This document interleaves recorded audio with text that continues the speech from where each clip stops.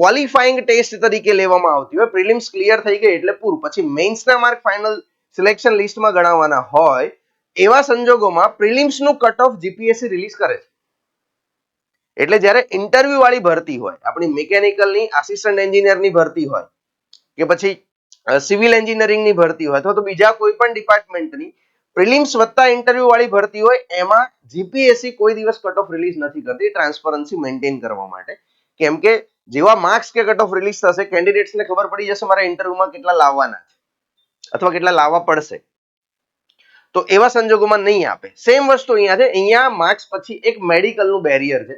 Medical test pass થઈ જશે પછી તમને ફાઇનલ સિલેક્શન આપશે. એટલે જીપીએસસી એને એક બેરિયર તરીકે જ કન્સિડર કરે છે. એટલે આ ભરતીમાં પણ મેરિટ કટ ઓફ કેટલું હશે કેટેગરી વાઇઝ, કેટલા માર્ક્સ સિલેક્શન થશે, અહીંયા નહીં આપે.